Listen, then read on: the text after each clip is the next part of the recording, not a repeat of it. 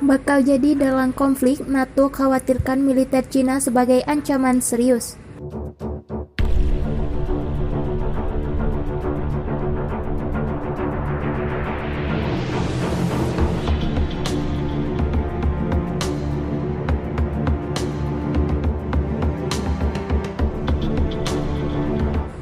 Amerika Serikat sudah mewanti-wanti agar Cina segera ditekan.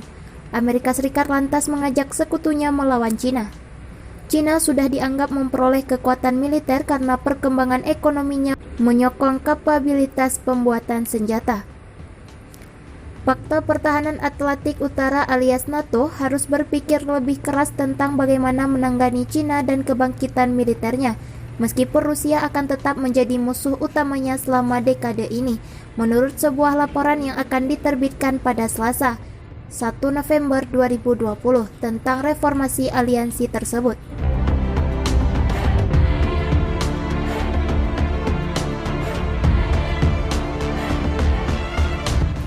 Laporan bertajuk NATO 2030 yang disiapkan oleh sekelompok yang disebut orang bijak dan berisi 138 proposal itu muncul di tengah keraguan yang berkembang tentang tujuan dan relevansi aliansi tersebut yang tahun lalu mendapat cap dari Presiden Prancis Emmanuel Macron sebagai mati otak. Cina bukan lagi mitra dagang yang ramah seperti yang Barat harapkan. Ini adalah kekuatan yang meningkatkan di abad kita dan NATO harus beradaptasi, kata seorang diplomat NATO yang telah melihat laporan itu, menunjuk pada aktivitas Cina di Kutub Utara dan Afrika serta investasi besar di infrastruktur Eropa kepada Reuters.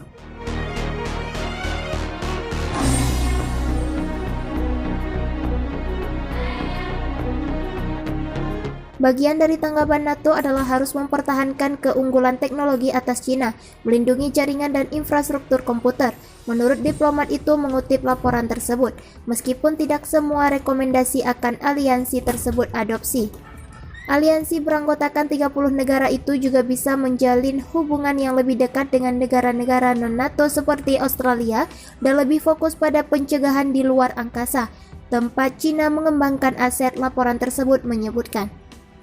Dalam komentar pada Senin 30 November 2020 menjelang publikasi laporan itu, Sekretaris Jenderal NATO Jens Stoltenberg mengatakan kebangkitan Cina menimbulkan tantangan penting bagi keamanan anggota aliansi.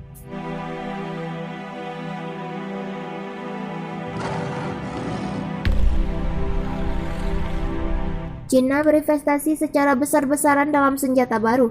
Ia semakin dekat dengan kita, dari Kutub Utara hingga Afrika. Cina tidak berbagi nilai-nilai kami dan mencoba mengintimidasi negara lain, katanya dalam konferensi pers mendesak sekutu untuk bersatu dalam masalah ini, seperti dilansir Reuters. NATO harus mempertimbangkan untuk memasukkan Cina dalam dokumen strategi induk resmi NATO bernama Konsep Strategis. Diplomat itu mengatakan mengutip laporan tersebut walaupun itu akan berhenti menyatakan Cina sebagai musuh. Dalam rekomendasi lain, laporan tersebut menyarankan agar para menteri luar negeri NATO bertemu lebih intens dan menyerukan penguatan peran Sekretaris Jenderal Aliansi sebagai mediator internasional.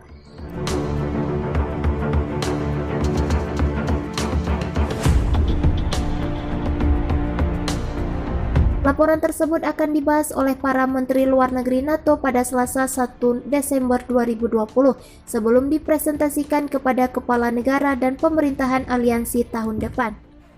Di Cina, Tentara Pembebasan Rakyat atau PLA Cina merupakan Tentara Nasional Republik Rakyat Cina. Dilaporkan saat ini PLA disebut-sebut sebagai pasukan terdepan yang siap melawan negara lain. Hanya saja ada perbedaan antara militer Cina itu dengan pasukan pertahanan Rusia dan Amerika Serikat. Apa itu? Dilansir dari scmp.com pada Selasa 1 Desember 2020, dilaporkan tidak seperti pasukan pertahanan Rusia dan Amerika Serikat, militer Cina belum pernah mengalami pertempuran nyata sejak 1980-an. Inilah yang menyebabkan kurangnya pengetahuan perang mereka. Dengan kurangnya pengalaman tempur dan pengetahuan tentang perang modern di atas, maka hal itu menghambat dorongan modernisasi militer Cina. serta kemampuan untuk menghadapi tantangan keamanan yang berkembang di dalam dan di luar negeri, kata para analis.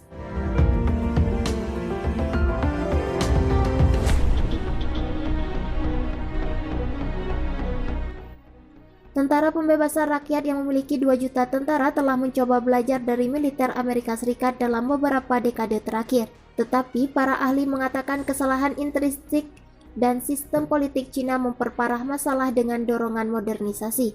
Selama 4 tahun terakhir, PLA telah memulai perombakan yang belum pernah terjadi sebelumnya untuk mengubah militer besar menjadi kekuatan tempur modern yang lebih gesit. Partai Komunis yang berkuasa menginginkan PLA menjadi kekuatan modern pada tahun 2027 dan militer kelas dunia pada tahun 2050. Tetapi ada tanda-tanda jalan yang harus ditempuh dalam operasi bersama yang penting, dengan Komisi Militer Pusat yang sangat berkuasa mengeluarkan pedoman pelatihan baru pada awal November. Rincian pedoman tersebut tidak dirilis tetapi dimaksudkan untuk mendorong integrasi antara berbagai pasukan tempur dan sistem senjata canggih PLA.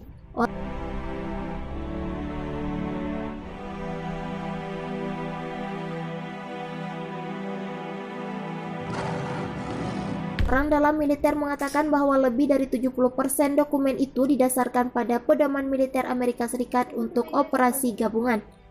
Pakar militer yang berbasis di Beijing, Zhou Chengming, mengatakan pedoman itu telah disusun. Namun karena virus corona, hal itu mencegah PLA memenuhi target pelatihannya tahun ini dan pasukan militer perlu mengejar ketinggalan. Tanda-tanda target yang terlewat itu terlihat pada konferensi peninjauan pelatihan tahunan di Beijing pada 25 November. Pengamat militer dan orang dalam mengatakan kurangnya bakat tempur yang nyata tetap menjadi penghalang serius untuk menghadapi tantangan tersebut. Saat kamu melihat anggota berseragam di CMC, hanya satu dari mereka yang memiliki pengalaman bertempur. Tapi pengalamannya bisa berasal dari 4 dekade lalu, kata orang dalam militer yang tidak mau disebut namanya, merujuk pada Jenderal Li Zhoucheng, Kepala Departemen Staf Gabungan PLA.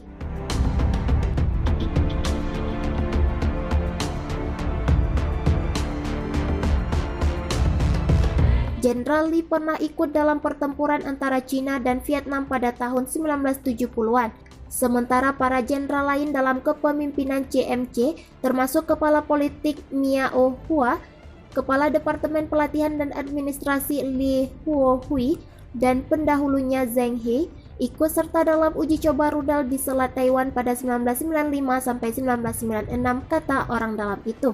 Tetapi strategi telah berubah sejak saat itu, dan para komandan saat ini perlu mengawasi sistem yang jauh lebih canggih. Saat itu kapal sipil digunakan untuk mengangkut rudal, senjata, dan peralatan lainnya, kata orang dalam itu.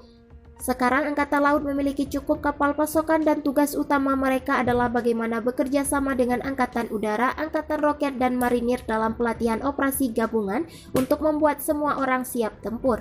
Terakhir, dia mengatakan bahwa militer Cina harus benar-benar mempersiapkan diri, sebab ketegangan antara Cina dan Amerika Serikat meningkat di Selat Taiwan dan Laut Cina Selatan. Kami telah merasakan rasa krisis yang kuat, ucapnya.